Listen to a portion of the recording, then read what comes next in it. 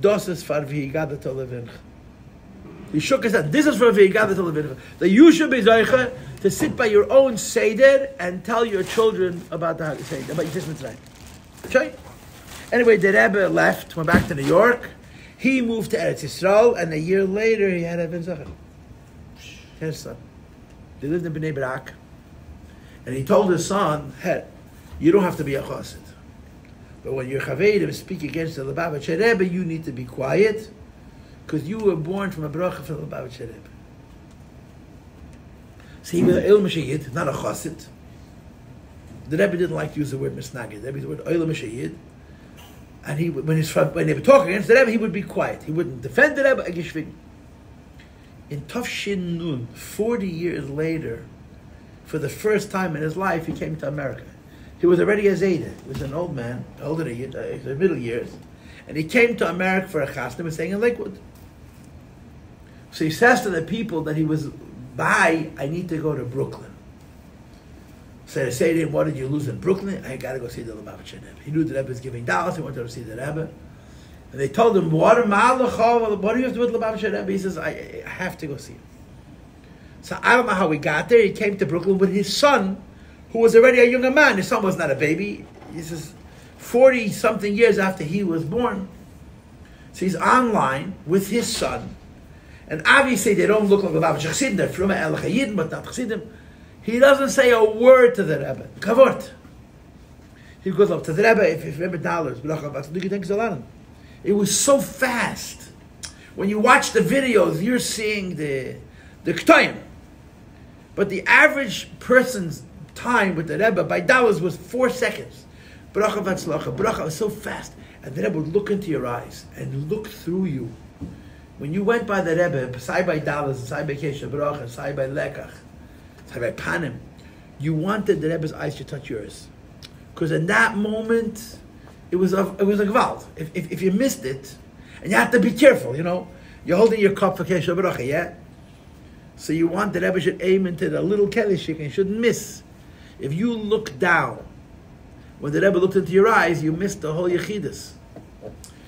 You put your cup out, but you didn't look at the cup. You had to look at the Rebbe. Your instinct was to look at the cup that helped the Rebbe make sure it doesn't miss. The Rebbe was pouring out into such glasses, into kelishiks. The Rebbe was 85 years old. He's pouring 1,000 times a little kelishik, and he never missed. It's not shaykh. B'derech hatev, it's not shaykh, even for a young man. But you wanted that the Rebbe's eyes should touch your eyes. In that split second, the Rebbe looked at you. So he goes over to the Rebbe. The Rebbe gives him a bracha v'atzlacha. Then it's his son, yeah. Bracha v'atzlacha. Then the Rebbe turns back to the father, gives him a $2, and says to him, "Dosafav v'higadat levincha." The same words that Rebbe told his father a year before he was born. Steht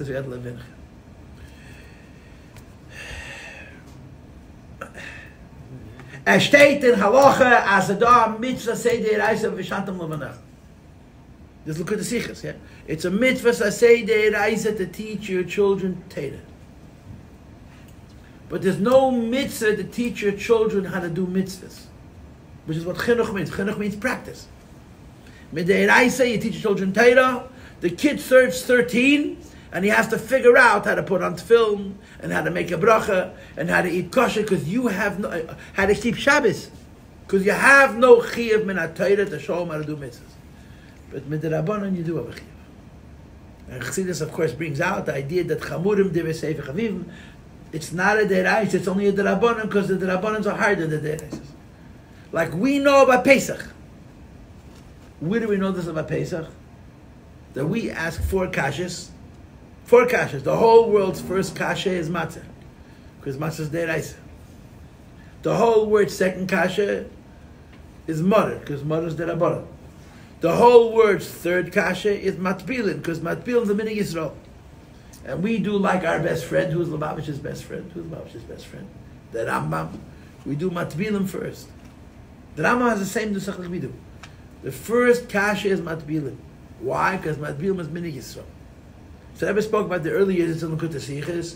Why do you put minig Yisrael first? Because minig Yisrael is more important than a deraisa. It's not just a wives' tale.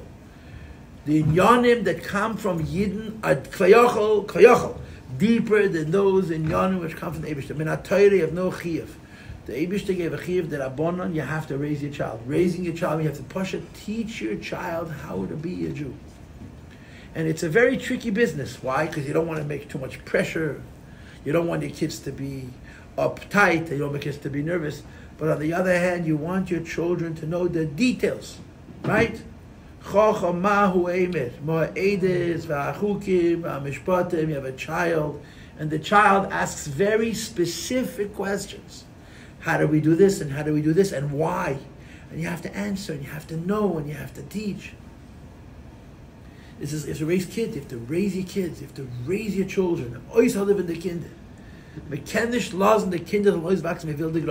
You cannot expect the street to raise your kids. I was never in Eretz Yisrael. This is a great disclosure. I was never in Eretz Yisrael. But my wife was. So she said to me, in Eretz Yisrael, in certain places, in the morning, the kids leave the house, and you don't see them till the sun sets. Und the gas hadivitze. If you live in certain places, the street will raise them. The street will give them Yiddish Shamayim. If it's a Yiddish gas, if it's a Jewish street, I don't mean Jewish street, the Jews live over there. But the street is with principle of Midas Tevis and Yiddish Shamayim and making a bracha and not forgetting to bench. So in Israel, you let your kids out in the morning. As soon as the sun comes up, you don't see them till sunset. And in the street, they raise as Jewish children. In America, I don't think it's true in Israel either. In most places, maybe there's some places still, but in America, you cannot trust the street. Doesn't matter what street you live on. Doesn't matter who your neighbors are. You have to raise your kids yourself.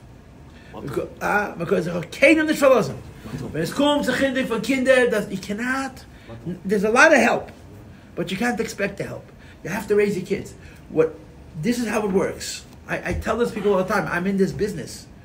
One thing I guarantee you: if you didn't teach it to your children, they're not going to know it. If you do teach it to your kids, maybe they'll do it, maybe they won't do it. Yeah, but if you didn't teach it to them, they're for sure not going to know it. That story, the Rebbe, it's a murder the Kamaisa. It's a long, long, long story. But the end of the story was that there was this kid who grew up not in the from home. He went to a conservative Talmud Torah, and he had a Lubavitcher Malamed. And the Malamed taught them that when you put on your shoes, you put on your right shoe, then you put on your left shoe, then you tie your left shoe, and then you tie your right shoe. Now, how important is that? I'm asking you. In the scheme of Shabbos and kosher and mikvah and film, how important is it? The kid wasn't from. They fired him for that conservative Talmud Torah because he was giving the children too much religion.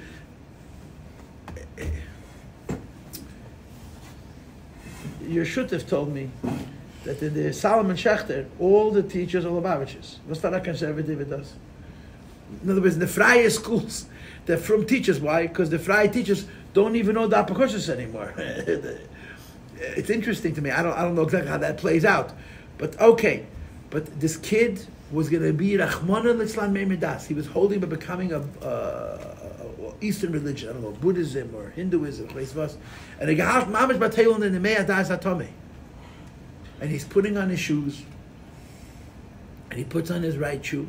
And he doesn't tie it. And he puts on his left shoe and he ties it. And then he ties his right shoe. And as he's walking to his baptism, he asks himself, why do I do that? Why do I put on my right shoe? And I don't tie it. Then I put on my left shoe, and then I tie my left shoe, and then I put my right shoe. And he remembered his Malamed from all those years before. He told him, Azay Fitz Chayid. And then he didn't go through with it. Because he remembered his Rebbe, his Malamed in Cheder, told him that's how you tie your shoes. That's an extreme story. But we're not talking about extremes. We're talking about Ma'aseh B'chol Yom. Ma'aseh B'chol Yom. You know, everyone is worried about the kid's self-esteem. Everybody's worried about the kid's self-esteem. And I also worry about the kid's self-esteem. I got kids too.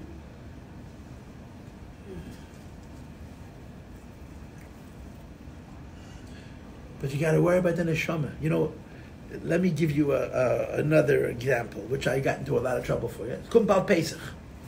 Pesach is coming, yeah? So what's the correct way? You're supposed to be nervous about Chamas? You're not supposed to be nervous about Chamas. Huh? So your mother, your grandmother's a nervous wreck. In my house, Pesach started. Yutshvat, Chayim Pesach. After Purim, forget about it. You know how Purim worked in my house? Purim at Chayim Chayim mit Chazerai. It's all the gifts. So the Shalach Manas gives him two Gedorim, right? There's my Shalach Manas, my friend said, and this is mine 100%, nobody can touch it, yeah? And my brother had his Shalach Manas, and my sister had her Shalach Manas, and then the Shalach Manas of the house. So this we fought over, yeah? So a whole Purim, you were hoarding. You basically had your neighborhood. In my house, my kids, when I was raising children, they had big boxes. They put all the Shalach Manas in the box, and then they fought over the leftovers, basically. Who owns the chocolate, who owns the chips. But the day after, put them in the garbage. Why? Because my mother said, there's no chametz in the house. You can go live in your own apartment. In this house, there's no chametz. My mother was a nervous wreck. Why? The chametz is going to look at the wall and she's going to make the whole world treif. It's not going to touch it. She's going to look at the wall. You understand? So our mothers were nuts.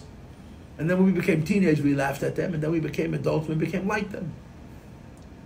So you have one mother who's worried about chametz. Another mother says, would you relax? Would you chill? Yeah? So what's the right way? What's the right way? What's the right way? Huh? The right way is according to each child. But your mother is not nervous because of her children. Your mother is nervous because of herself. She's a nervous wreck. She's afraid of chametz. Why is she afraid of chametz? Because the mother was afraid of chametz.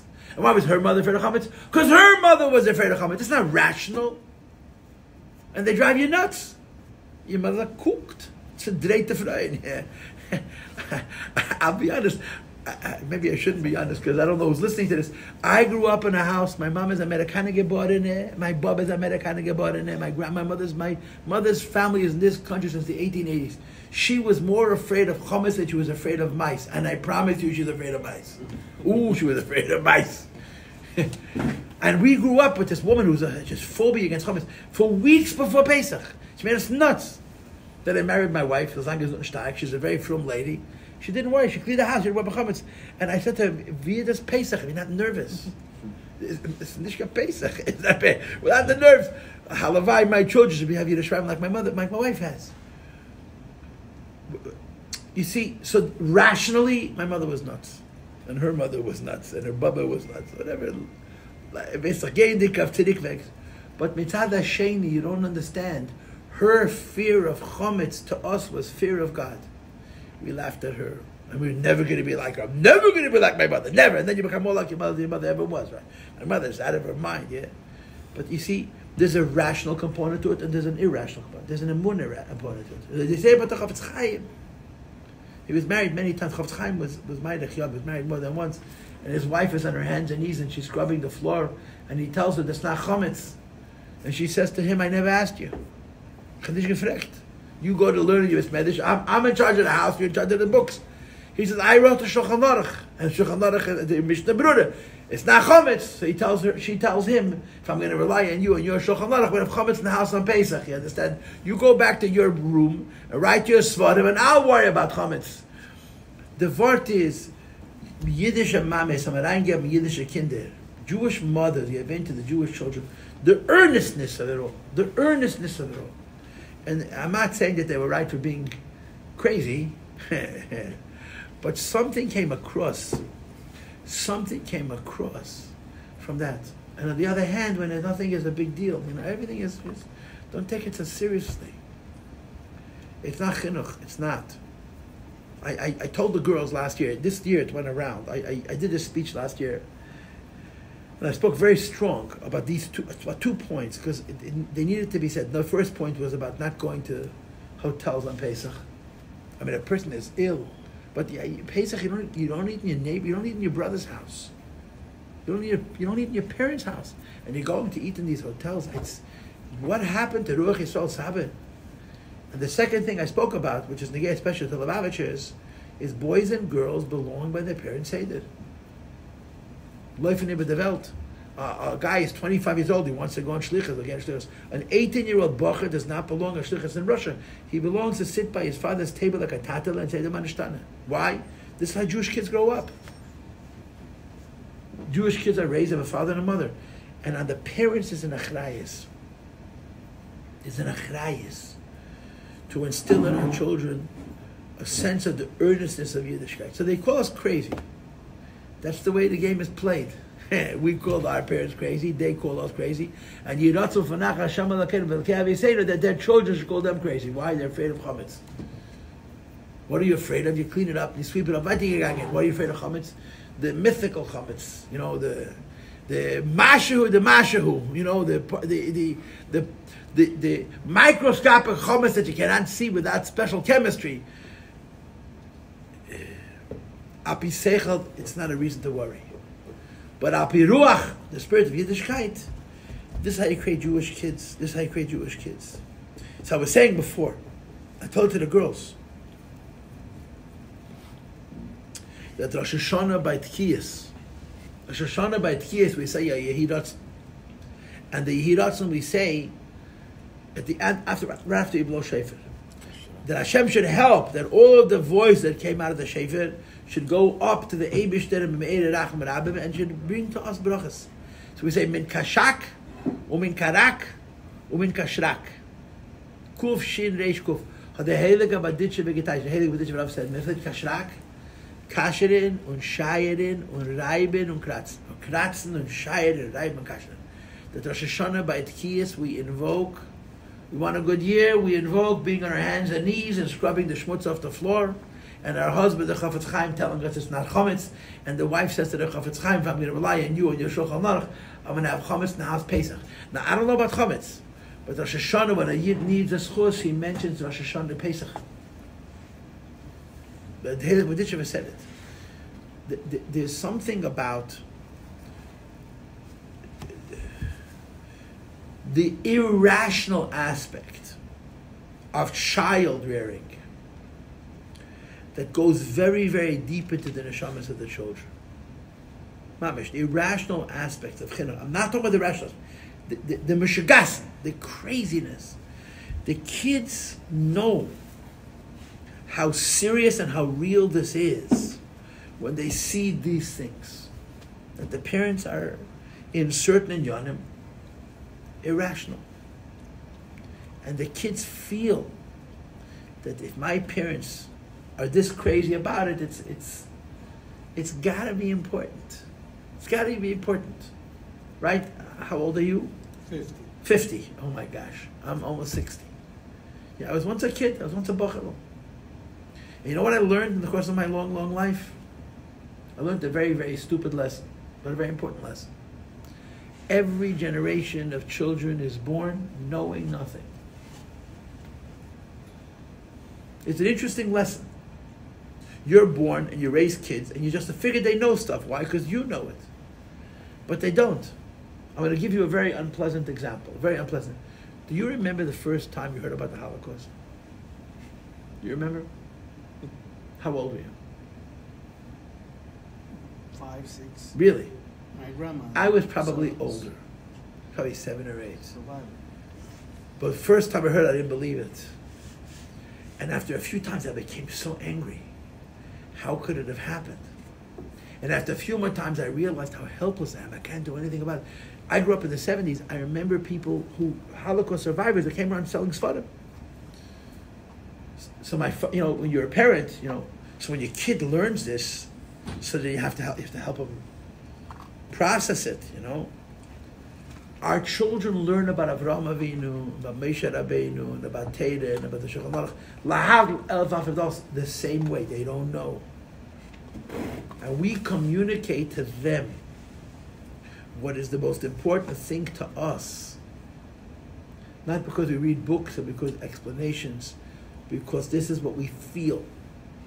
And they feel what we feel. And when a Yiddish Tata Mame come to the Seder, and it's earnest and it's holy, that's the message that the children get. This is earnest, this is holy. I have a story that I tell all the time. I just recently had an opportunity to tell it to the son of the Baal HaMaaseh. Okay, it's a story. I'm not going to say names, okay, because the video is on. I'm not going to say names, even though the whole world knows the story already, because I told it 100 times. A little boy was raised in a Lubavitcher home.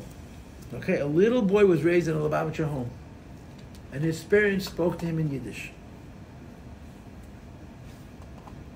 But when those parents talk to each other, finish a sentence. They talk in English. So they had this little boy, a very bright kid. Now he's a Zayda, and they spoke to him in Yiddish. But when the parents talk to each other, and when the kid turned 5 or 6 years old and he stopped speaking Yiddish and he started speaking English, and his mama says to him, "Yechanan, was redest nicht Yiddish?" And the little boy says to his mother, "Mommy, Yiddish is a baby sprach." Yiddish is language for little children. But when Tati and Mommy talk in English, Kamash Malon is a baby sprach. You understand? The Haggadah of Pesach, the Seder, is not a baby event. The 2-year-olds come to the Seder, they're so excited. Huh? The 3-year-olds come to the Seder. What about the 12-year-olds? And the 15-year-olds? And the 17-year-olds? There's a Kamash Malon. There's a challenge here. And on some level it's the job at a school, and on some level it's the job at a home. And the way you teach a kid who's 9 and 12 and 15, that you come to the Seder and you stay awake and you don't say it's too long and I want to sit in the couch and can I rush through the Seder because I want to go to sleep, is by your example. By your example. When you sit by the Seder and your child sees it, you take it serious. It's not a baby, it's not for little kids. You see, it's Messiah is not for little kids. And Mun is not for little kids. The food is not for little kids.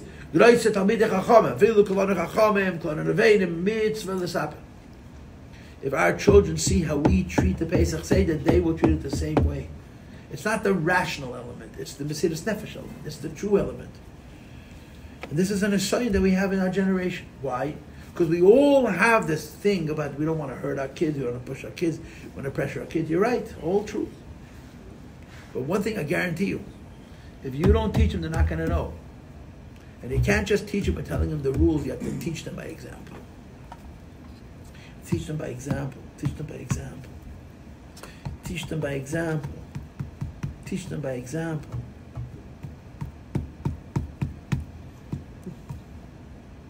I'm telling you, when your cuckoo mother would scream because somebody walked through the house with a cookie, a week after Purim, and she was completely hysterical.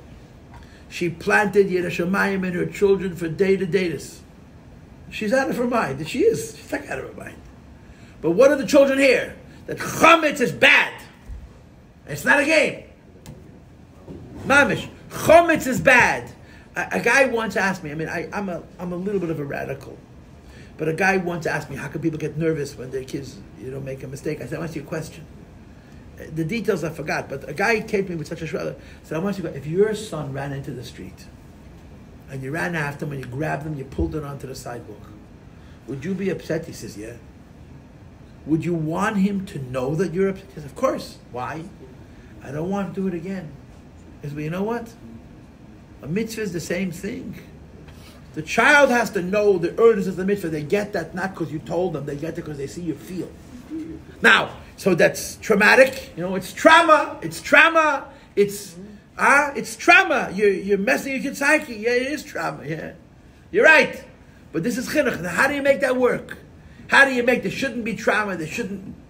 I don't know how it works, but one thing I guarantee you, that if you don't do this, if you're too ufgeklärt, you'll see it in your kids and you're not going to like it. You're going to say, I raised my kids and it was very calm. When he ran into the street, you were nervous. Yeah, but when you found in the middle of Pesach a wafer and you said, don't get nervous, you didn't get upset. It happens, Sometimes Shema Yimtza Gluska Yafa, Fanhoyle Elamim, but you put in a Gluska. And you have to burn it chalamayid, and if it's yom, you have to cover it with a keli. And you get, oh my gosh. A guy told me, about a couple that I know for many years, he told me that they made Pesach the first time. They're a young couple. They're older than your Mustama. And there was their first Pesach, they were newly married. And they're both Paltiel children, and they worked very hard. When you clean for Pesach, it's not just you have to look for chametz, you have to have a sense of where you're going to find chametz. They cleaned their house, and they made it perfect. And they sat down to the first Seder. And then he noticed that the dish of salt that they used the whole year was sitting on the shelf of Svarim, mamish with breadcrumbs.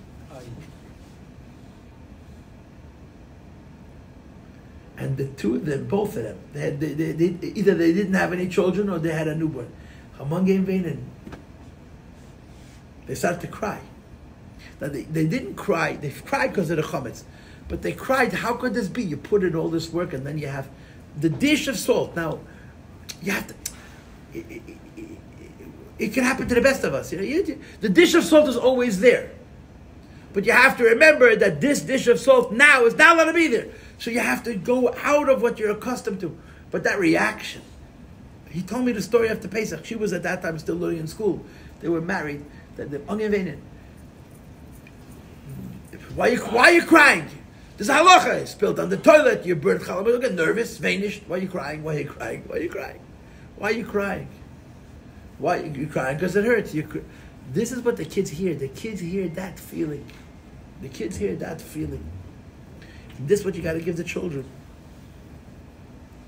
We're all very worried about their mental health. We got to worry about their religious health. I'm not saying you should make them crazy. Just make them half crazy.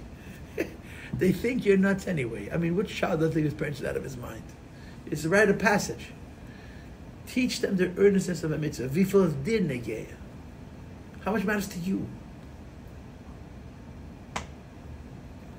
Okay, but look at L'chaim. Chaim Tei B'Shalom, Chaim V'Levrocha, Chaim V'Levrocha. There was a mice of Moshe David Tendler. So Moshe Feinstein's son-in-law, yeah. He went left for a now, long... no, he was just like recent 2 years ago or something. He was Melech Yaman. He was, yeah. He had a long yichus with the Rebbe. A whole night. A whole night. So in this is an Indian here. He says, why is it that Lubavitcher Baalei Tshuva, they take everything on, all the minhagim and everything. There should be a Seder Advarim. The Reises, the Rabbanons, and then the Hasidish minhagim. And the Rebbe said, okay, but it doesn't work that way. Meaning, and he said, and the Rebbe was right. Yeah. He tells the story. Did he say that? He said, and the Rebbe was right. That's what the interview. Yeah. Moshe David Tendler, I'm just surprised. He said the Rebbe, at the Gedung with the Rebbe Mitzvah Mishpacha, the Rebbe spoke to him then, it was before Mitzvah Mishpacha, about teaching women who are not from the mikveh. He said they'll never listen. And the Rebbe said they will listen. And he said the Rebbe was right. The Rebbe was right. The Rebbe called him, you know that. The Rebbe called him to Yechidus because the Rebbe wanted to write a kosher biology textbook, and he wouldn't do it. A kosher what? A biology textbook which is consistent with Torah. And the reason he wouldn't do it is because he disagreed with the Rebbe. So he says, when I teach biology in university, I tell my students, if we ever discover that the earth is young, I know how to explain it. Because the Rebbe explained to him how it could be. Isn't the whole night with him, 7 hours. I can't say nothing.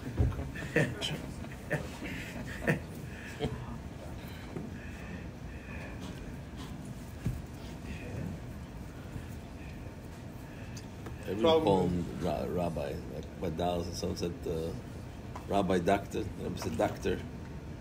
About Tendler? Yeah. He wasn't there, but that's my say. No. So yeah, someone I think it was about IVF or something, and. Because the Rebbe goes to Reisbrengen and a Das Tere, Das Balabat, and Hepech Das Tere. Exactly.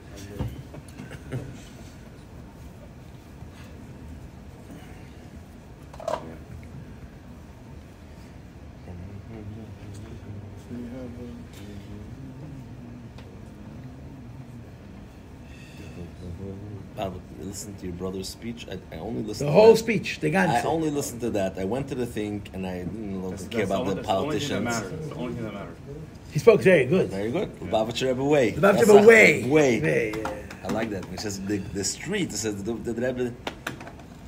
I had one comment. It shouldn't be Lubavitcher Rebbe. It should be the Rebbe. That's true. Ala kula alma lei pli abezok the Rebbe. Ala vesnes. And it's certainly in Crown Heights. The Rebbe way. The Rebbe way. So the story of the Zalman Jaffe on the Gemara.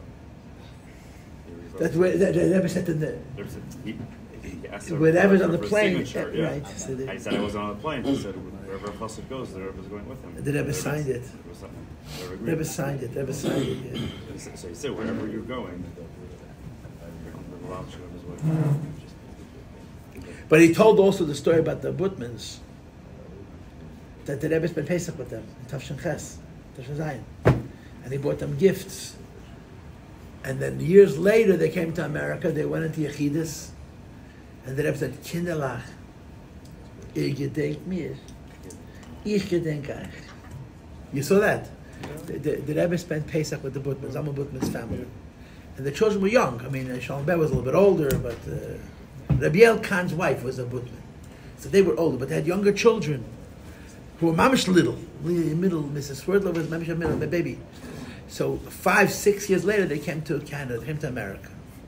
So they went into the Rebbe, and the Rebbe said, Kinderlach, you remember me? I remember you.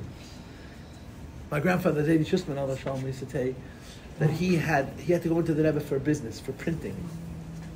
But it was Chedesh Elul. Chedesh Elul was no Yechidus. So Rabbi Chalim didn't want to let him in, but he needed to go in. So Chadakah said, you can go into the Rebbe, but you only talk business. Now his Yom Haledet is Erev Chedesh Elul. His birth was Erev Chedesh Elul. So he went into the Rebbe, and he kept his word. He didn't say a word. And the Rebbe says, I don't understand you. You have a letters, how come you're not saying anything? So he tells the Rebbe that I was told that I'm not allowed to mention it.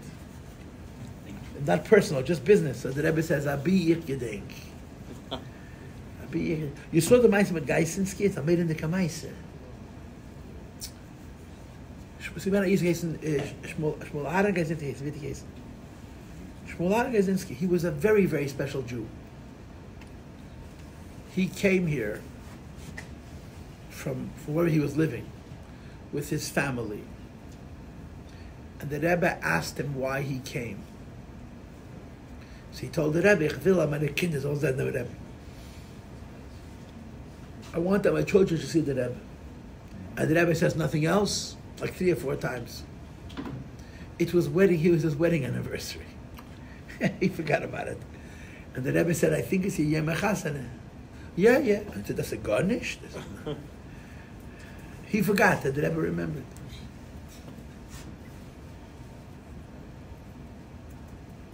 From Worcester. No. Yeah, it's a video. You can see it. He said, the Rebbe says, I have to remind you. He goes by dollars, and the Rebbe says to him, Mazel tov for your anniversary. He says, what? He was married like 60 years. Took a few times. The label says, your wedding? Oh, yeah, take it. Yeah. And the Rebbe says, I did the money.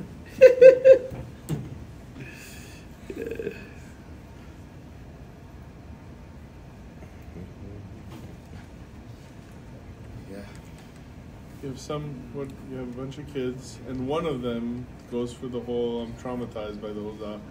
The other kids understand, and they go along with it.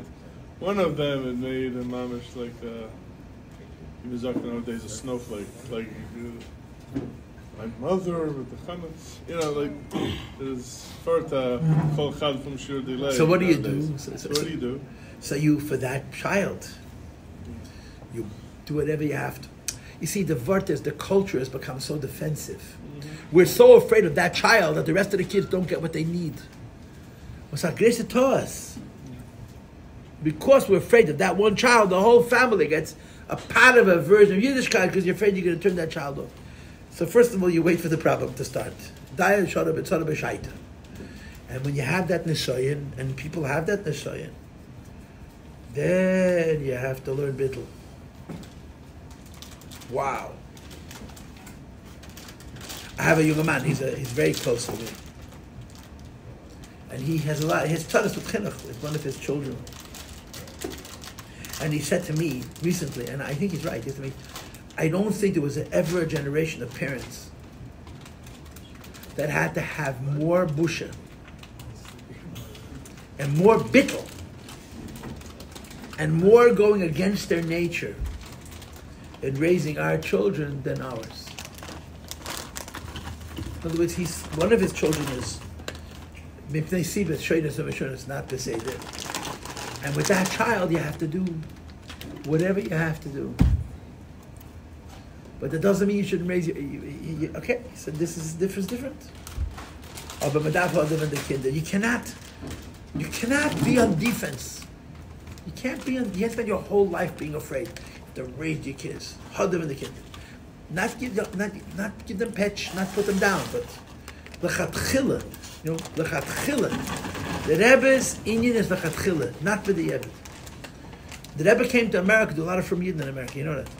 But the whole attitude towards American Yiddishkeit was, don't be too frum. If you eat chalav yisrael and chalav akum, there's a heter. Not if you can't get chalav yisrael. Don't be too frum, you know. The whole Inyan of the Rebbe was like a tchila. Everything has to be like a tchila. The Rebbe went to a wedding. Mamish the Erste Chasanes after he became Rebbe, and the roof of the chuppah was in you know how they make this chuppah? You open it, it was broken. So the Rebbe said, let's make it on the street. And the parents of the Chassan Kala were very nervous because they didn't have a permit. So he said, no, we didn't have permission. The Balabas is not going to let. The Rebbe, one of the Barchim, went over to the owner of the hotel. It was a goy, and said, can we make the chuppah on the side? We said, go ahead. So he came running back to the Rebbe and told the Rebbe that the owner of the hotel agrees. So there was a new bam eine bal bchira hat man schnell gepoilt. By the person without free will, we had right away in effect. You can't live your life like that. You have to give your kids Yiddishkeit. Medaf, mamuz. Ulan aleina yid. Zelixon. The what? This was with Zelixon? With the chuppah? I think it was earlier. I think it was with Simpson. Shemana Simpson. I think. I could be wrong. Lamed Shvat Tavshin Aleph. Yeah, Zelixon was coming. Zelixon was Yud Beis. Was the next year. Yeah. You know what happened by his chasana? There were a couple of non-Lubavitcher Rabbanim, Germanic Rabbanim, and the Rebbe spoke about Chanukah and Mesilas Nefesh. So one of them said to the Rebbe, why is the Rebbe talking so much about Mesilas Nefesh? In other words, right after the war. So the Rebbe told him, the Rebbe the Shver gesagt is an American Muslim that wegen Mesilas Nefesh. Doesn't Tanya. That the Der Shenichnas Ula Oras was told about Mesilas Nefesh Kiddush Hashem. Why? If you don't gotta do it, you gotta talk about it. If you gotta do it, you don't have to talk about it. But if you can't do it, you live in Archas Avachim, you're raising children in a comfortable country, they have to hear about Mesilas Nefesh. They have to hear about Mesilas. That's about Russia. That's about Kiddush Hashem. Because it doesn't tell you, Pesach Perich Hafei. It gives you the Shemaim. It's true, it makes sense. Okay, Moire Veraboy say, Divas daf macha brocha achreina. Will ich macha brocha achreina? Mach wir auf Golos. Okay. Was ist geschehen für ein Jahr? Die kommen die ganze Anash, einige Jahr was Vacation. Once is okay, twice take to this. Twice is not good. Okay, a kosh nafelich on Pesach. Nachas von alle Kinderlach, Aruzin von alle Goliaths. Amen. Und dienen dem Eibischen Batzlacha und Besimcha und Betuch Levov. Amen. Heute der Kavan al Yen. Everyone's got a job. We got to do it. Shul Besimcha. Okay, you got a bench, yeah. A kosh nafelich on Pesach. Brody, a kosh nafelich on Pesach.